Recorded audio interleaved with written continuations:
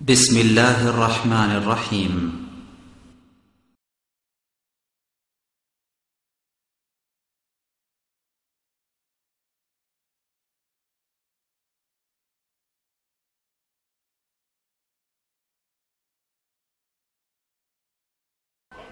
إن الحمد لله نحمده ونستعينه من يهده الله فلا مضل له ومن يضلل فلا هادي له وأشهد أن لا إله إلا الله وحده لا شريك له وأشهد أن محمدا عبده ورسوله أما بعد فإن خير الحديث كتاب الله وخير الهدى هدى محمد صلى الله عليه وسلم وشر الأمور محدثتها وكل محدثة بدعة وكل بدعة ضلالة وكل ضلالة في النار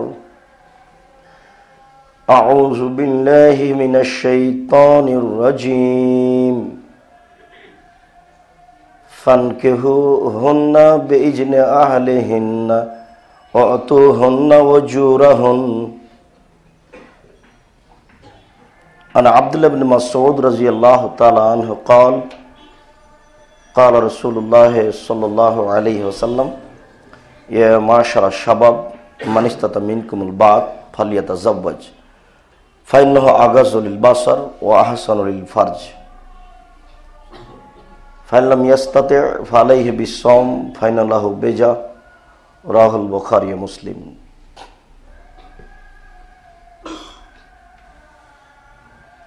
عن عائشة رضي الله تعالى عنها قالت قال رسول الله صلى الله عليه وسلم لا تبشر المرأة المرأة فتنعتها لزوجها كأنه ينظر إليها رواه البخاري ومسلم عن أبي هريرة رضي الله تعالى عنه قال قال رسول الله صلى الله عليه وسلم تنكح المرأة لأربعين لمالها ولحسبها ولجمالها ولدينها فاظفر بذات الدين رواه البخاري ومسلم। সম্মানিত মসজিদের মুসল্লি, প্রশংসা আল্লাহর জন্য, শান্তি অবতীর্ণ হোক আল্লাহর রাসূলের উপর সাল্লাল্লাহু আলাইহি ওয়াসাল্লাম। বিগত জুমার খুতবা অনুযায়ী আজকেও আলোচনা নারীদের মর্যাদা ও অধিকার। আজকের আলোচনায় নারীদের মর্যাদা ও অধিকারের আলোচনা করতে গিয়ে প্রারম্ভের আলোচনা হবে নারীদের সহজে বিবাহ করা যায় না। প্রথমত পয়সার প্রয়োজন এবং পর্যাপ্ত পরিমাণে পয়সা না হলে বিবাহ করার অনুমতি নেই। এর জন্য বিকল্প পথ আল্লাহ রাসূল উল্লেখ করেছেন, তবে বিবাহ করতে পাবে না। বিষয়টি আরো জটিল। এটা ভিন্নভাবে দেখানো হয়েছে নারীদের মর্যাদা। পয়সা না থাকলে আল্লাহ রাসূল বিকল্প পথ অবলম্বন করতে বললেন, বিবাহের অনুমতি দিলেন না।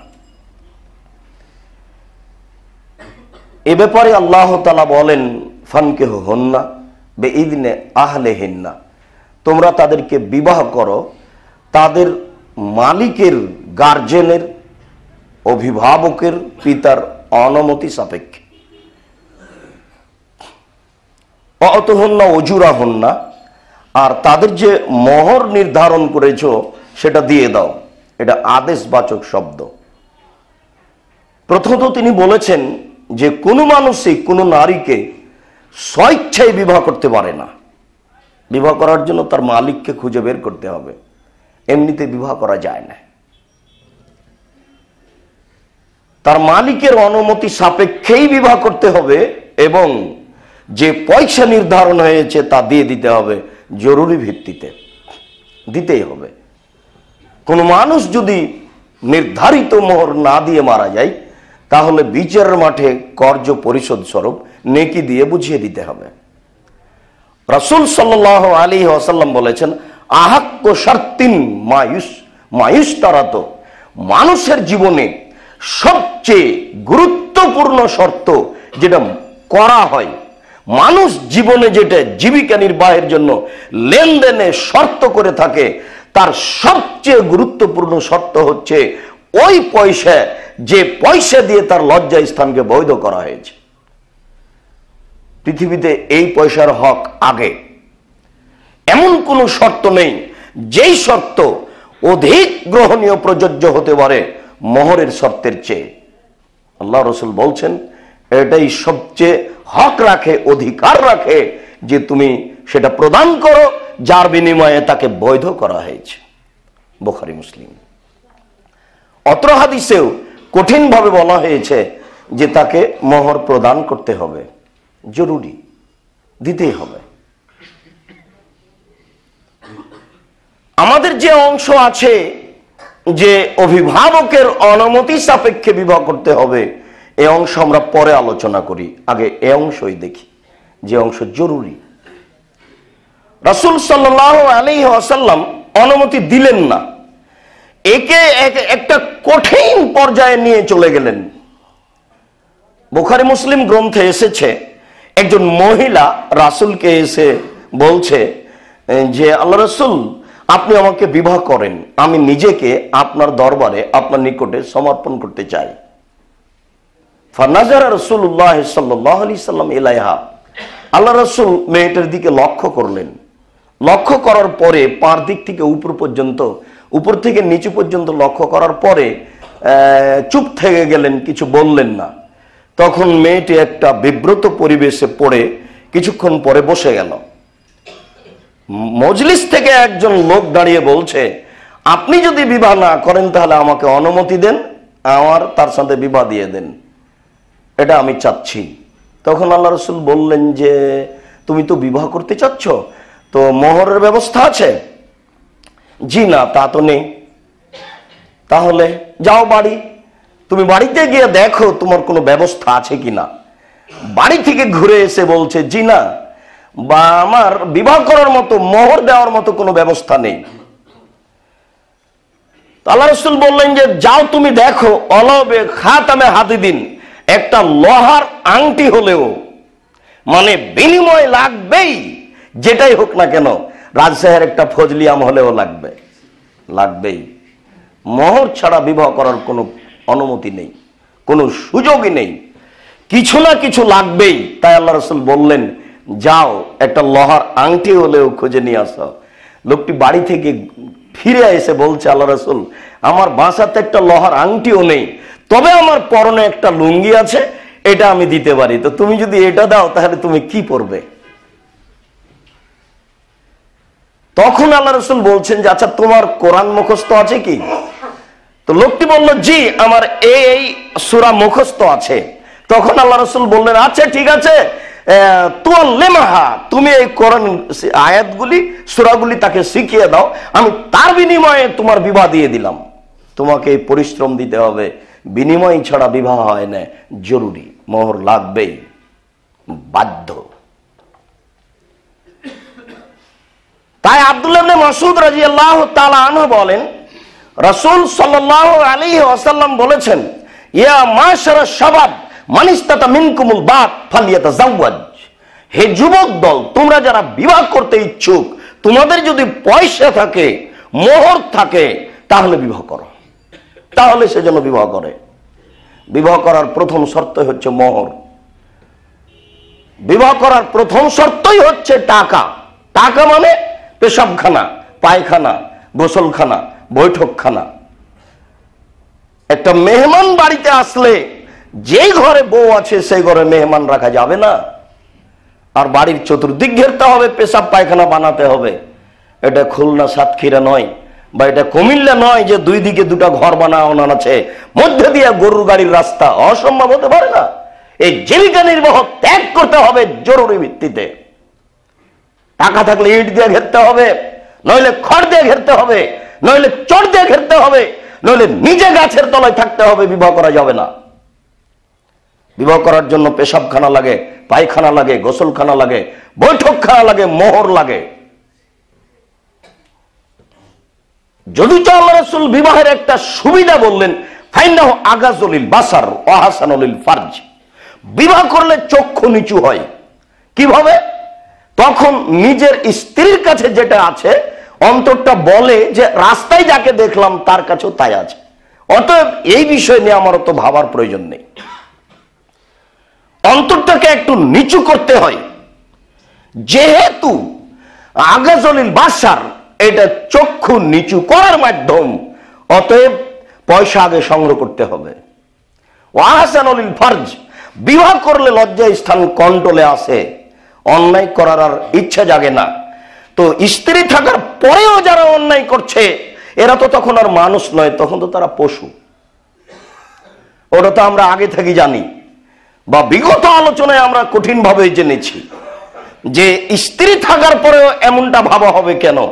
আল্লাহ রাসূল বললেন যে রাস্তায় যদি কোনো নারী তোমার চোখে পড়ে তাহলে তুমি বাড়ি ফিরে যাও, কেননা ওই নারীর কাছে যা আছে তোমার স্ত্রীর কাছেও তাই আছে। এ কারণেই স্ত্রীকে সাজগোজ অবস্থায় থাকতে হবে। পরের অংশে বিবরণ পেশ করছে ইনশাআল্লাহ আজিজ। রাসূল সাল্লাল্লাহু আলাইহি ওয়াসাল্লাম বললেন, ফাইনলাম ইয়াস্তাতে, যদি পয়সা না থাকে, পেশাবখানা, গোসলখানা, বৈঠকখানা, আপনার মোহর এরকম ব্যবস্থা যদি না থাকে, ফালাইহি বিসম, তাকে সিয়াম পালন করতে হবে, রোজা থাকতে হবে। ফাইনাহু বেজা, রোজাই হচ্ছে তার যৌবনকে দমন করার মাধ্যম। টাকা থাকলে মোহর দিয়ে বিবাহ করে যৌবনকে ঠেকাতো স্ত্রীর সাথে মিলে, যেহেতু টাকা নেই এখন যৌবন ঠেকাবে কিভাবে? রাসূল বলছেন তুমি রোজা থাকো, সিয়াম থেকে থেকে থেকে নিজেকে দুর্বল করো, বিবাহ করতে পাবা না। পয়সা নেই, বিবাহ নেই, মোহর নেই, বিবাহ নেই, ব্যবস্থাপনা নেই, বিবাহ নেই। বুখারী মুসলিম গ্রন্থের হাদিস, আদেশবাচক শব্দ তিনি জোরালোভাবে আদেশ করে জাতির সামনে পেশ করলেন, অবশ্যই মানুষকে বিবাহ করলে আগে পয়সার ব্যবস্থা করতে হবে। রাস্তায় নারী পড়ে আছে, এটা তার বোকামির জন্য, এবং আমাদের যারা আমরা গার্জেন তাদের বোকামির জন্য। নইলে রাস্তায় কেন নারী পড়ে থাকবে? পৃথিবীতে সবচেয়ে দামি বস্তু আমাদের কাছে হীরামণি, মুক্তা, মাণিক্য। আল্লাহ রাসূল বলছেন পৃথিবীতে সবচেয়ে দামি বস্তু হচ্ছে নারী। তাহলে হীরামণি, মুক্তা, মাণিক্য যত ভিতরে থাকে, নারী তার চেয়ে বেশি ভিতরে থাকবে, কেননা ও দামি বস্তু। আল্লাহ রাসূল শতবার বলেছেন। মানুষ এখন নারী দিয়ে দুনিয়া উপার্জন করতে চায় নানান পদ্ধতিতে, অথচ আল্লাহ রাসূল তা অনুমতি দেননি। নারীকে এই জন্য সৃষ্টি করা হয়নি, ওকে সৃষ্টি করা হয়েছে মানুষ বেশি করার জন্য এবং স্বামীকে তৃপ্তি দেওয়ার জন্য, আর কিছু না। এই অংশ পর্যন্ত আলোচনায় আমরা বুঝছিলাম যে মোহরের ব্যবস্থা আগে, তারপরে বিবাহ। আগে তো পণ নিত, পণ পণ আমরা তো গ্রামের ভাষায় বললাম, আমরা বুঝি কিনা। আগে বিবাহ করতে চাইলে মেয়ের পিতাকে আগে টাকা দিতে হতো জমা, মোহর ছাড়াই, যে এত টাকা দিব, আপনি মেয়েকে বিবাহ দেওয়ার ব্যাপারে সম্মতি জানান। মোহর আছে একটা ভিন্ন। আর এখন এটা উল্টে গেল, যৌতুক দিতে হচ্ছে। অথচ যৌতুক হারাম, এমন হারাম যে যুবকের সামনে বহু দিন বলা আছে, বহু দিন আমরা পেশ করেছি, যুবক বেশি পয়সা আছে বড় ব্যবসা করো, কম পয়সা আছে কলা বিক্রি করে খাও, তার চেয়ে কম পয়সা আছে চকলেট বিক্রি করে খাও, তার চেয়ে কম পয়সা আছে কিছুই নেই দিন মজুরি করে খাও। দিন মজুরি যদি করে খেতে না পারো, ভিক্ষা করে খাও, তোমার ভিক্ষা করে খাওয়া ভালো, কিন্তু যৌতুক নেওয়া ভালো নয়, যৌতুক হারাম। যুবক বলছে, আব্দুর রাজ্জাক সাহেব আমার শ্বশুর মোটর সাইকেলটা খুশি হয়ে দিয়েছে। তা আমি বললাম, তোমার শ্বশুর ফকির পায় না, ভিক্ষুককে গাড়িটা দিতে পারে না?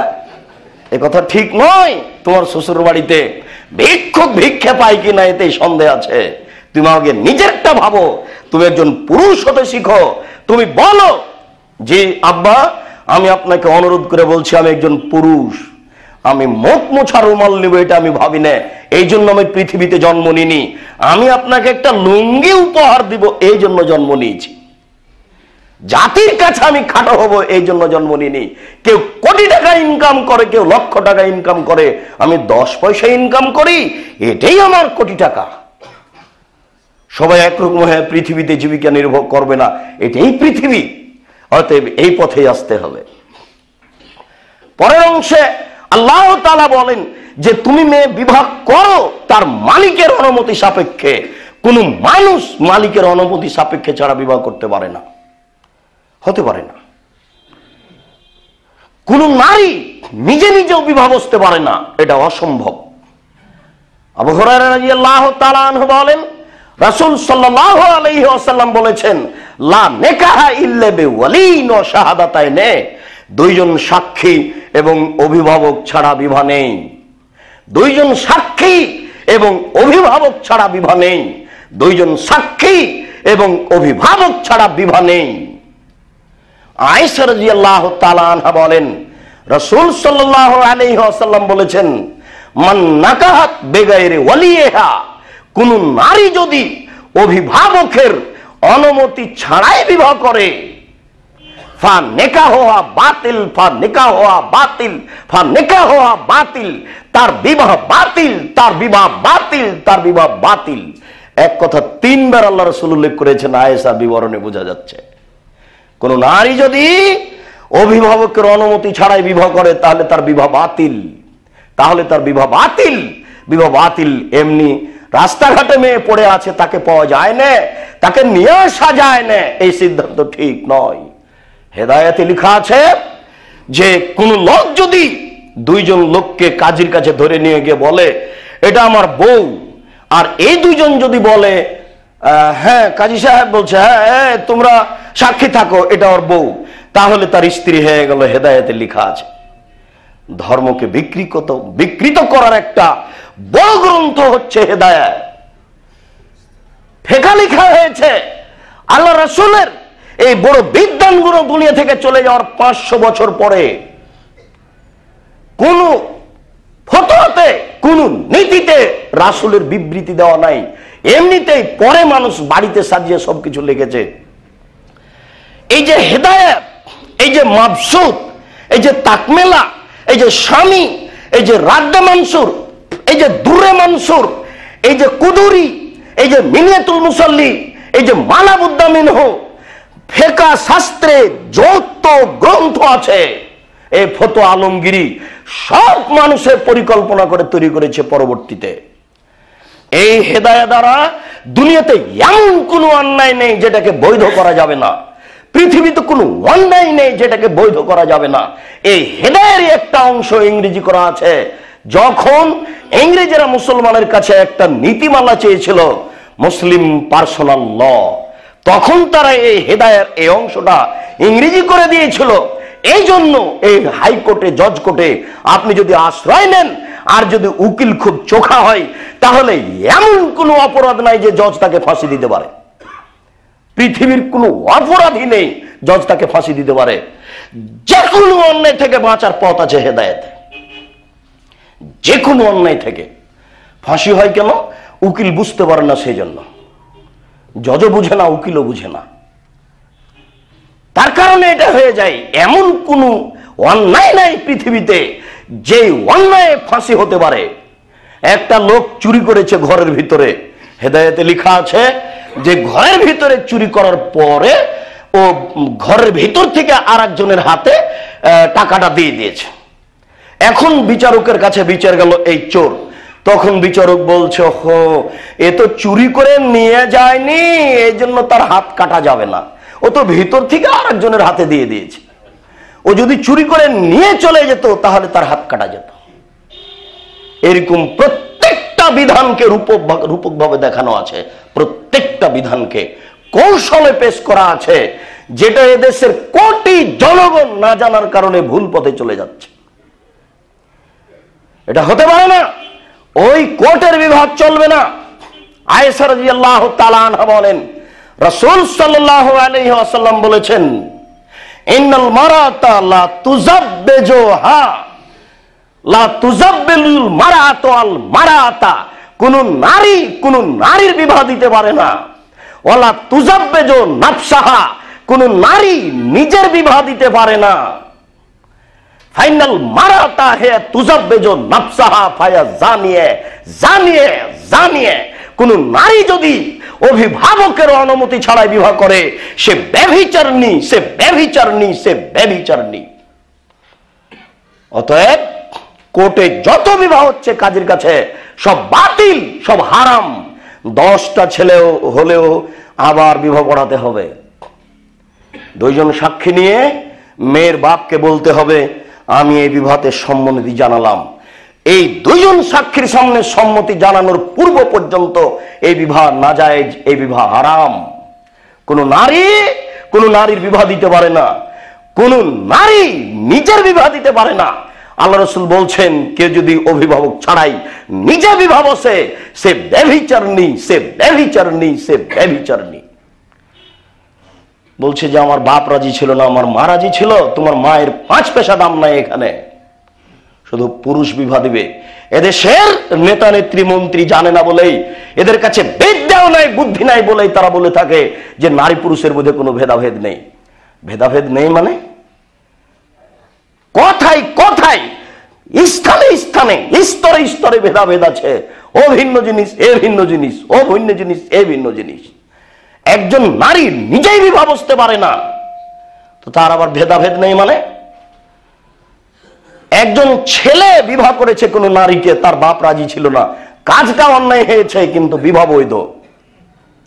ছেলের উচিত বাপকে খুশি করে বিবাহ করবে, কিন্তু ছেলে বাপকে বিবাহ করে খুশি করে বিবাহ করেনি, তখনও বিবাহ জায়েজ, কিন্তু ছেলের কাজটা ঠিক হয়নি।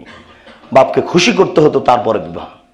আর মেয়ে বিবাহ করেছে, কোন মেয়ে বিবাহ দিয়ে দিয়েছে তার খালাফুবু, এই খালাফুবুর শরীয়তে এখানে 5 পয়সা দাম নাই। ওর বাপ নইলে তার চাচা, নইলে তার ভাই, নইলে তার গ্রামবাসী, কোন একজন গ্রামের পুরুষকে অভিভাবক হতেই হবে, তারপরে বিবাহ। বিবাহের বিষয়ে এখানে একটু সূত্র পেশ করা যেতে পারে যে এমনিতে বিবাহ করা ঠিক নয়, মালিকের অনুমতি সাপেক্ষে এক নজর তাকে দেখতে হবে। মুগিরা ইবনে শুবা রাদিয়াল্লাহু তাআলা আনহু বলেন যে আমি আল্লাহ রাসূলকে বললাম, আল্লাহ রাসূল খাতাবতু ইমরাআতান, আমি একটা মেয়েকে বিবাহের প্রস্তাব দিয়েছি। তখন আল্লাহ রাসূল বললেন হাল তানজুরু ইলাইহা, তুমি কি তাকে দেখেছো? আমি বললাম জি না, আমি তাকে দেখিনি। তখন আল্লাহ রাসূল বললেন যে উনজুর ইলাইহা ফাইন্নাহু ইউদাবু বাইনাকুমা, তুমি তাকে দেখো, তাহলে তোমাদের 2 জনের মাঝে বিবাহের পূর্বেই একটা ভ্রাতৃত্ব ভালোবাসা গড়তে পারে। এর অর্থ এই নয় মোবাইলে কথা বলতে হবে, এর অর্থ এই নয় দুলা ভাইকে নিয়ে মেয়েকে দেখতে যেতে হবে, এর অর্থ এই নয় যে বিবাহ করতে গিয়ে আগে দেখতে গিয়ে একটা আংটি দিতে হবে। এই আংটি আপনি দিলেন কেন? এটা হারাম, এই আংটি দেওয়া যাবে না, এটা হতেই পারে না, এটা হতেই পারে না। বিবাহ উপলক্ষে তাকে আগে আংটি দেওয়া যাবে না, তার সাথে কোনো আপোষ নেই। আপোষ শুধু এতটুক যে মালিকের অনুমতি সাপেক্ষে আপনি একটু মেয়েটাকে দেখবেন। মেয়ে তো রাস্তায় ল্যাংটা হয়ে পড়ে আছে, তাকে দেখবেন কি? ঘটনা যদি তাই হয় তাহলে শরীয়তের 5 পয়সা দাম মানুষ দিতে পারে না, ইসলামকে দাম দিয়ে মানুষ চলতে পারে না, যা ঠিক নয়। অভিভাবকের অনুমতি সাপেক্ষে বিবাহ করতে হবে এবং দেখেই বিবাহ করতে হবে। ইমাম বুখারী কয়েকটা হাদিস পেশ করেছেন আগে মেয়েকে দেখার ব্যাপারে। আল্লাহ রাসূল বলছেন, ইমাম বুখারী বলছেন যে আয়েশা রাদিয়াল্লাহু তাআলা আনহা বলেন আল্লাহ রাসূল বললেন আমি ঘুমিয়েছিলাম, তো আমার সামনে একটা মেয়েকে পেশ করা হলো, মানে জিবরাইল একটা মেয়েকে নিয়ে আসলেন এইভাবে 2 হাতে করে, তার মুখের উপরে একটা কাপড় দেওয়া আছে। তো জিবরাইল এসে বলছেন এই মহিলা হচ্ছে আপনার স্ত্রী। তো আমি কাপড়টা মুখের উপর থেকে হটিয়ে দেখি আয়েশা। আরে তুমি সেটা যেটার সাথে পরে তোমার সাথে আমার বিবাহ হয়ে গেল 6 বছর বয়সে, জিবরাইল আমার সামনে নিয়ে আসলেন, তো দেখলাম জিবরাইলের হাতে একটা মেয়ে। জিবরাইল আলাইহিস সালাম বলছেন এটা আপনার স্ত্রী। তা আমি মুখের উপর থেকে কাপড়টা সরালাম, দেখি তুমি আয়েশা। এই হাদিস ইমাম বুখারীর কাছে গ্রহণীয়, এই জন্য তিনি এটা পেশ করেছেন, ওটা গ্রহণীয় নয়। তবে আগে দেখতে হবে, দেখে বিবাহ করতে হবে, তাহলে 2 জনের মাঝে একটা ভ্রাতৃত্ব ভাব সৃষ্টি হবে। এই কথাই ঠিক রাসূল সাল্লাল্লাহু আলাইহি সাল্লাম বলেন। এখানে আরেকটু কথা উল্লেখ্য যে বিবাহের পূর্বে ছেলেকে হলুদ মাখতে হবে, মেয়েকে হলুদ মাখতে হবে, এ ব্যাপারে আল্লাহ রাসূল কিছু বলেছেন তা বোঝা যায় না। আমরা একটা হাদিস দেখতে পাই, আব্দুর রহমান আউফ যখন মক্কা থেকে মদিনায় গেলেন তখন আল্লাহ রাসূল বললেন যে আব্দুর রহমান তোমার বন্ধু হলো অমুক, তোমার সাথে তার বন্ধুত্ব, তুমি তার বাড়িতে গিয়ে থাকো। তখন আব্দুর রহমান আউফ সেই লোকের বাড়িতে গেলেন। সে লোক বলছেন যে আব্দুর রহমান কি লাগবে বলেন, আমার জমি জায়গা অর্ধেক দিলাম, টাকা পয়সা অর্ধেক দিলাম, আমার বউ আছে 2 জন, কোনটা নেবেন বলেন, যেটা নেবেন সেটাকে তালাক দিয়ে দিব। তখন আব্দুর রহমান বলছেন জি না, আপনার টাকা পয়সা লাগবে না, আপনার বউ লাগবে না, বাজার কোথায় আছে বলেন, আমি বাজার দেখবো একটু। বলে অমুক জায়গায় বাজার। আব্দুর রহমান বাজারে গিয়ে কোনো দোকানদারকে বলল যে আপনার কাপড় আমি বিক্রি করে দিতে চাচ্ছি। খুব হুঁশিয়ার মানুষ, সারাদিন কাজ করে বেশ কিছু টাকা হয়ে গেল। কয়েকদিন পরে দেখা যাচ্ছে যে আব্দুর রহমানের গায়ে একটা কাপড় আছে, একটু হলুদ রং ভাব। আল্লাহ রাসূল বলছেন কি খবর আব্দুর রহমান, গায়ে হলুদ রং কেন কাপড়ে, বিবাহ করেছো নাকি? জি বিবাহ করেছি। তখন আল্লাহ রাসূল বলছেন আউলেম অলবে শাতিন, তাহলে বিবাহ যখন করেছো তখন একটা ওয়ালিমা করো না, একটা ছাগল হলেও। তাহলে রাসূলকে না বলেই বিবাহ করেছেন। বিবাহের ব্যাপারে অত প্রয়োজন নেই, মানুষ মারা গেলেও অত প্রয়োজন নেই, এটা একটা সামাজিক কাজ। 2-1 মানুষ মেয়ের বাপকে বলেই 2 জন সাক্ষী দিয়ে বিবাহ করা যায়। সাক্ষী 2 জন লাগবেই, জরুরি। এই হাদিস দ্বারা তাকে হলুদ মাখতে হবে এ কথা নয়। ছেলে হলুদ মাখতে যাবে মেয়ের বাড়িতে, তাহলে ও মুসলমান নয়। মেয়ে আসবে ছেলের বাড়িতে হলুদ মাখতে, তাহলে এও মুসলমান নয়। কবে ভুলে গেছে যে আমি মুসলিম, এমনিতেই চালাচ্ছে। জোর করে মুসলমান হওয়া যায় না। নীতির নাম মুসলিম, জোর করে মুসলমান হওয়া যায় না। নীতির নাম মুসলিম, জোর করে মুসলমান হওয়া যায় না। নীতির নাম মুসলিম। আল্লাহ রাসূল বলছেন আর দুনিয়া সিজনুল মুমিন, পৃথিবী হচ্ছে মুসলমান মুমিনের জন্য কারাগার। বুঝতে পারলাম না কারাগার কাকে বলে, অথচ এ কথা বুঝি যে জেলখানা মানে কারাগার। দেশের প্রেসিডেন্ট জনগণ জেলে থাকে, ইচ্ছা মতো বইয়ের সাথে সাক্ষাৎ করতে পারে না, ইচ্ছা মতো বাজার যেতে পারে না, তখন তো জেলখানা বুঝতে পারি। কিন্তু আল্লাহ রাসূল বললেন পৃথিবী কারাগার, তা তো বুঝতে পারলাম না। 1 গ্লাস পানি আপনি ইচ্ছা মতো পান করতে পারেন না, কেন? আপনি কারাগারে রয়েছেন। কিভাবে পান করতে হবে? গ্লাসটা আগে ডান হাতে ধরতে হবে, এরপরে বিসমিল্লাহ বলতে হবে, এরপরে 3 শ্বাসে 2 শ্বাসে পানি পান করতে হবে, এরপরে শ্বাস আপনি গ্লাসে ছাড়তে পাবেন না। 1 গ্লাস পানি পান করতে 4টা পদ্ধতি লাগে। ইচ্ছা করলে কোটি টাকা দিয়ে বাড়ি করেছেন, ঢুকতে পাবেন না। ওই দরজায় গিয়ে কলিং বেলে আগে আঙ্গুলটা রাখার সময় বলতে হবে আসসালামু আলাইকুম। আহাল পরিবার শুনতে পাচ্ছে না পাচ্ছে এটা আপনার বিষয় নয় ভাবার। আসসালামু আলাইকুম বললে ইবলিস বলে উঠবে এই শয়তানেরা শোনো, তোমাদের এই বাড়িতে থাকার জায়গা নেই, যাও। আসসালামু আলাইকুম মানে এত ক্ষমতা। ভিতরে ঢুকে যদি খেতে বলে 1 কাপ চা পান করছেন, বিসমিল্লাহ বলেছেন, তাহলে ইবলিস সবকে ডেকে বলবে লা মাবিতা লাকুমল আশা, তোমাদের থাকার জায়গা নেই, তোমাদের খাওয়ারও জায়গা নেই, যাও। বিসমিল্লাহর এত ক্ষমতা, সালামের এত ক্ষমতা। তাহলে আপনি ইচ্ছা মতো কিছু করবেন তা হতে পারে না। আয়েশা রাদিয়াল্লাহু তাআলা আনহা বলেন রাসূল সাল্লাল্লাহু আলাইহি সাল্লাম বলেছেন লা তুবাসিরুল মারাতু আল মারাতা, একজন নারীর গায়ে হাত লাগাতে পারে না। লা তুবাসিরুল মারাতু আল মারাতা, বুখারী মুসলিমের হাদিস। একজন নারীর গায়ে হাত লাগাতে পারে না। কেন? ফাতানাতুহা লিজাওজিহা কান্নাহু ইয়ানজুরু ইলাইহা, যদি গায়ে হাত লাগাই তাহলে রাতে বা কোনো অংশে তার স্বামীকে বলবে খালেদার শরীর এতই নরম, লম্বা লম্বা চুল। তখন তার স্বামী অন্তরের চোখ হয়ে মেয়েকে দেখবে, এই জন্য তার গায়ে হাত লাগানো নিষেধ। বুঝাতে পারলাম না? আয়েশা রাদিয়াল্লাহু তাআলা আনহা বলেন রাসূল সাল্লাল্লাহু আলাইহি সাল্লাম বলেছেন একজন নারীর গায়ে হাত লাগাতে পারে না। কেন? যদি হাত লাগাই ফাতানাতুহা লিজাওজিহা, কোন সময়ে কোন স্থানে এই নারী তার স্বামীর সামনে ওই মেয়ের বিবরণ পেশ করবে খালেদার শরীরটা এতই নরম, লম্বা লম্বা কোঁকড়া চুল, সরু চিকন মাজা কোমর, এসব বিবরণ দিলে তখন তার স্বামী অন্তরের চোখে নারীকে দেখবে। এই জন্য গায়ে হাত লাগানো নিষেধ। একজন নারীকে অন্তরের চোখে দেখা হারাম। কি দিয়ে আপনাকে আমি শরীয়ত বুঝাই? এমন কি কলা কৌশল আছে যে আপনাকে শরীয়ত বুঝাবো? প্রতিপালক, তুমি বড় দয়াবান, তুমি বড় রহমান, তুমি বড় ক্ষমাবান। তোমার ক্ষমতার নিকটে আশা দাঁড়িয়ে বলছি, তুমি জাতির সামনে আমাদেরকে কবুল করো, যাতে করে জাতি আমাদের কথা বুঝতে পারে। আর যদি আমাদের দিয়ে না চলে, তাহলে তুমি এমন মানুষ পেশ করো জাতির সামনে, যারা মানুষের ভয় না করে নির্ভীকভাবে জাতির সামনে কঠিনভাবে তোমার নীতিকে পেশ করবে। তখন মানুষ বুঝতে পারবে ধর্ম কি জিনিস।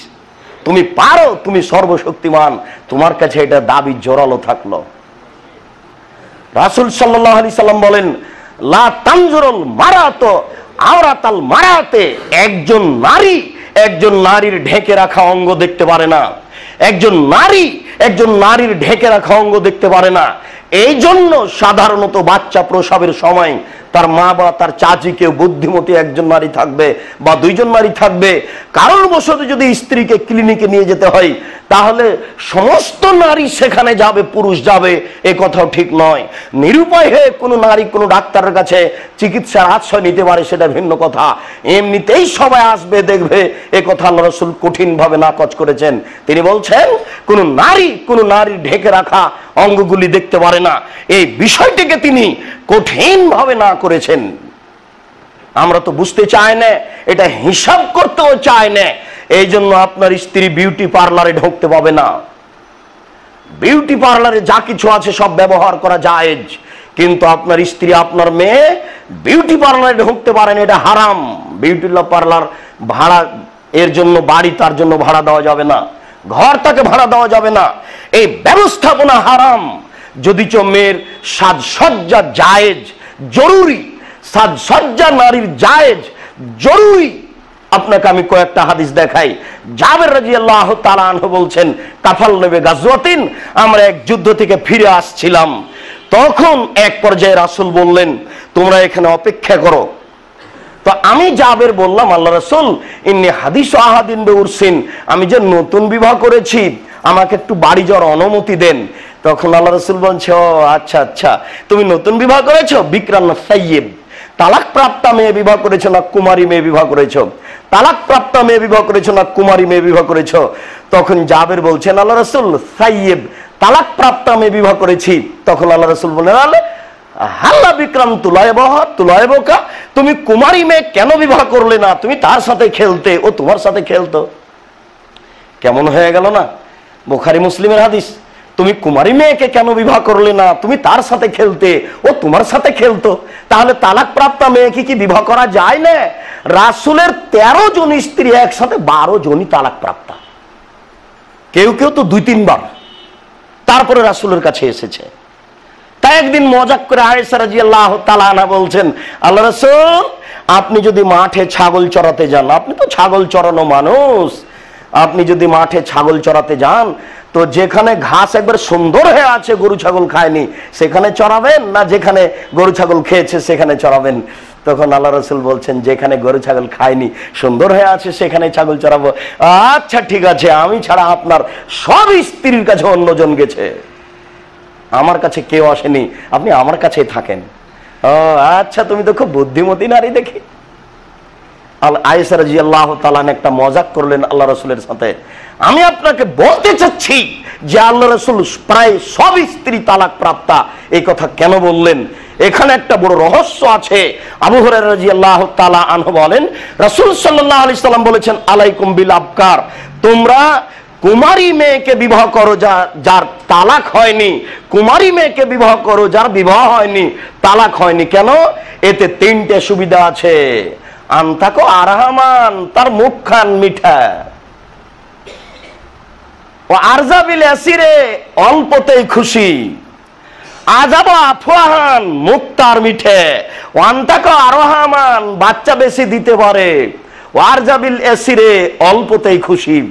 প্রথম বাক্য, তার মুখ মিঠা, মানে যদি আপনি তালাক প্রাপ্ত মেয়েকে বিবাহ করেন, তার আগের স্বামী যদি একেবারে নরম নরম ভাষা বলে থাকে, আর এখন যদি আপনার ভাষা কঠিন হয়, তাহলে আগেরটা মনে পড়বে, ভালোবাসায় ফাটাল ফাটতে পারে।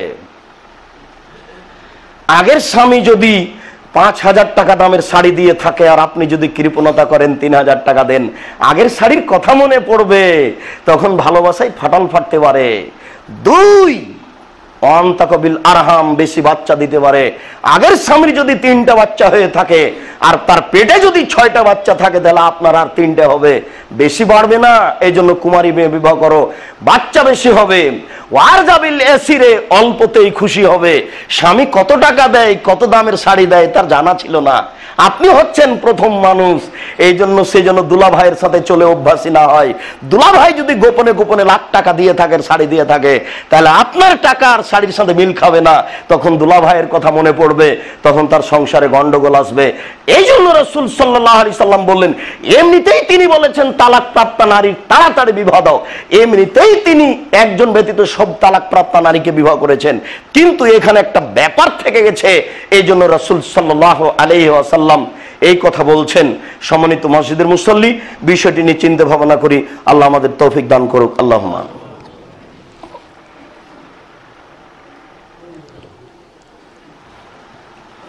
আবু হুরায়রা রাদিয়াল্লাহু তাআলা আনহু বলেন, রাসূল সাল্লাল্লাহু আলাইহি ওয়াসাল্লাম বলেছেন, নারী যেহেতু সম্মানী মানুষ, নারীকে যেহেতু পয়সা দিয়েই বিবাহ করতে হবে, যেহেতু অভিভাবকের অনুমতি সাপেক্ষেই বিবাহ করতে হবে, এরপরে রাসূল কুমারী মেয়ের বিবাহটি প্রস্তাবটি পেশ করলেন। আসলে তা জরুরি নয়। আমরা যে অংশ পেশ করার জন্য কথাটা নিয়ে এসেছি, সে অংশ হচ্ছে, জাবের বললেন, আল্লাহ রাসূল আমি নতুন বিবাহ করেছি। তো রাসূল বললেন, কুমারী না তালাক প্রাপ্তা? জি না, তালাক প্রাপ্তা করেছি।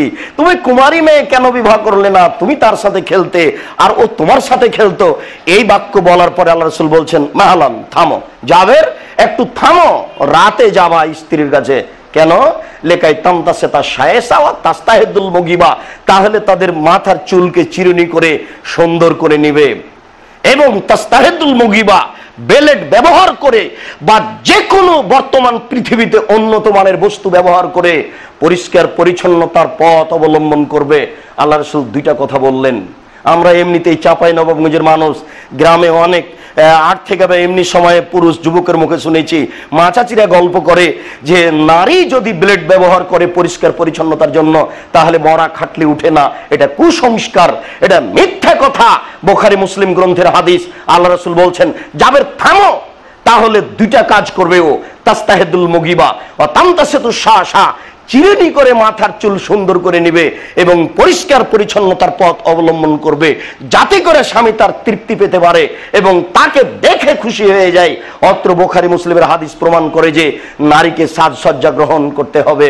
আবু হুরায়রা রাদিয়াল্লাহু তাআলা আনহু বলেন, রাসূল সাল্লাল্লাহু আলাইহি সাল্লাম বলেছেন যে তিবাল মারাতে, ইন্না তিবাল মারাতে জাহারা লাউনহা খাফা রিহা, নারী ওই সব জিনিস ব্যবহার করবে যা দেখতে পাওয়া যায়, গন্ধ পাওয়া যায় না।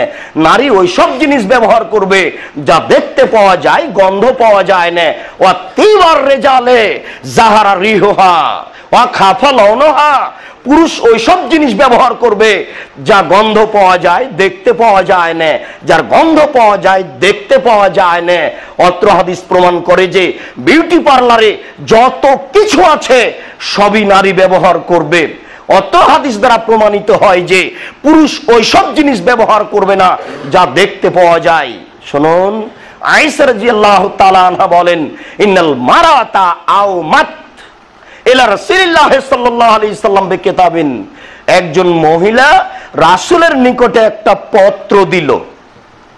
তখন আল্লাহ রাসূল পত্রটা হাতে নিয়ে বললেন, লাদ্রি এদো রাজুলিন আম এদো ইমরা, আমি বুঝতে পারলাম না এ হাত নারীর না এ হাত পুরুষের, আমি বুঝতে পারলাম না কে আর থেকে আমাকে একটা পত্র দিল। তো পত্র যে নিলাম তো হাত পুরুষের না নারীর? ফাকালাত ইমরাতুন, তখন মহিলা বলল, এদো ইমরাতিন, এ হাতটা নারীর, আমি একজন নারী মানুষ। তখন আল্লাহ রাসূল বলছেন, তুমি যদি নারী হও তাহলে লেমা তাগাইয়াতে আজফারাকে বিলহেন না, তুমি তোমার নখগুলি মেহেদি দিয়ে রং করে নেওনি কেন?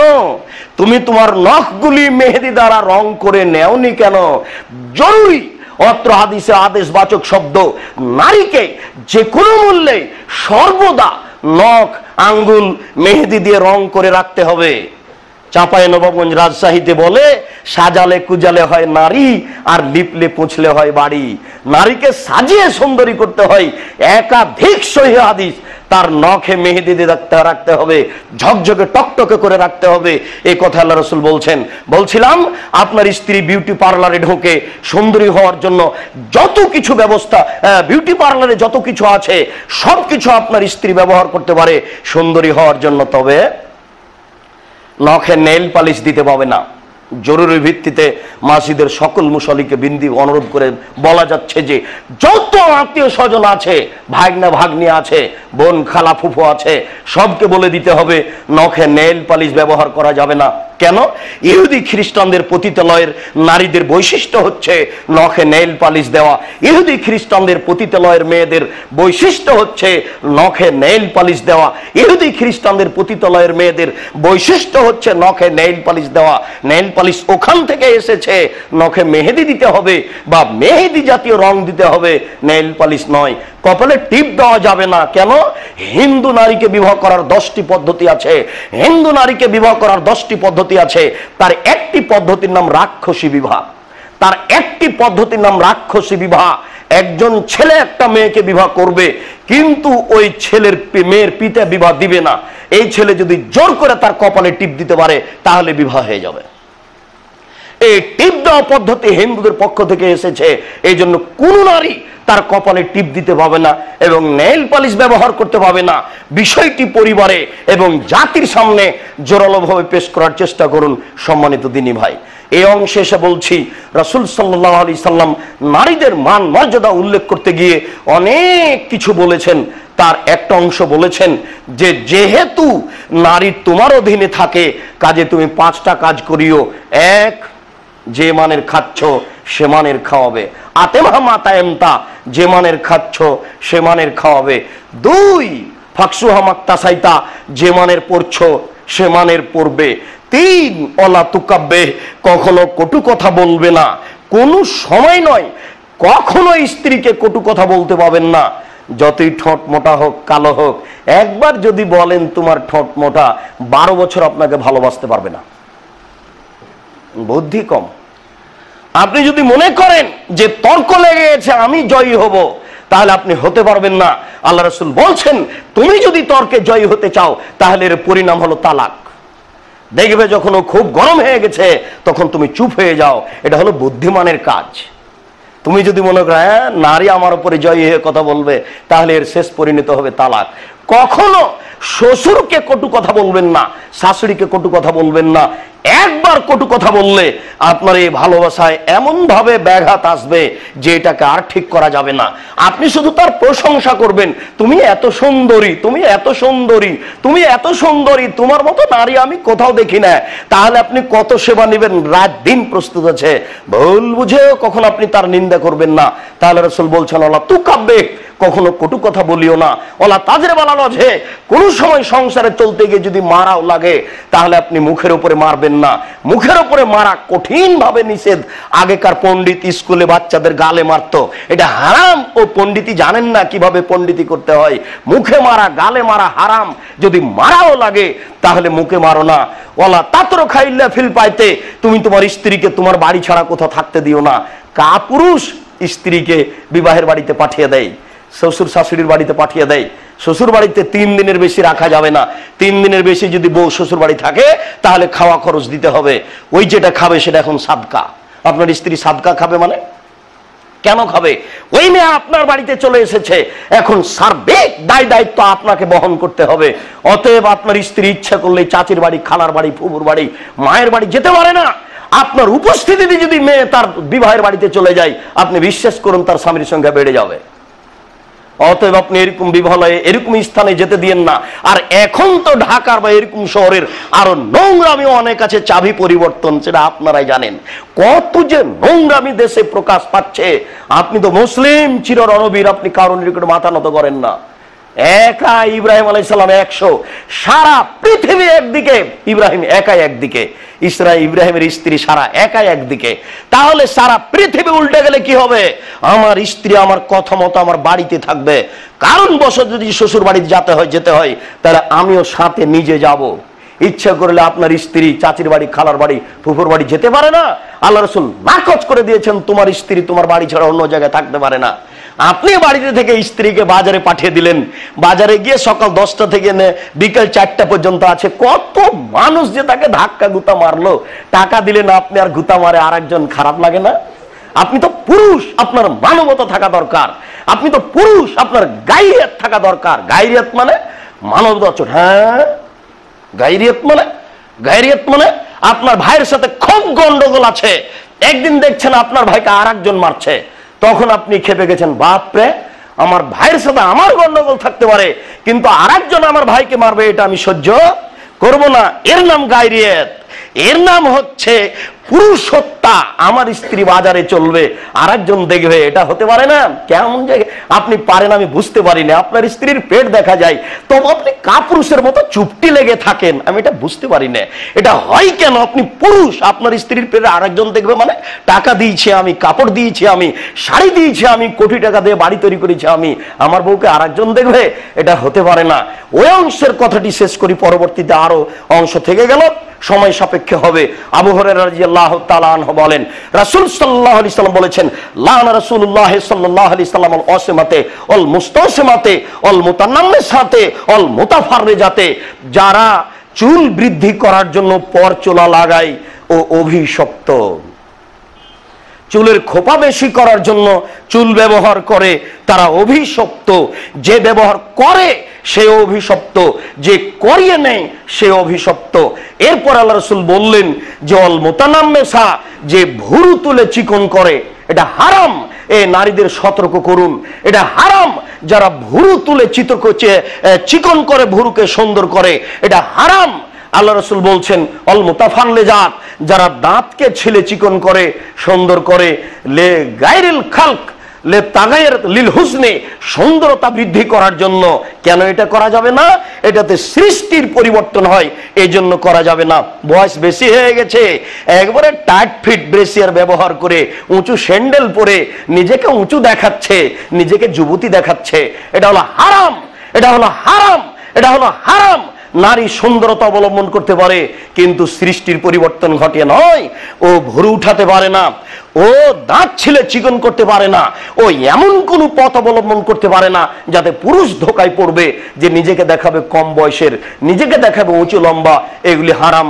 বাকি অংশ আর একদিন হবে। আল্লাহ তুমি আমাদেরকে সঠিক বুঝার তৌফিক দান করো। আল্লাহুম্মা আমিন।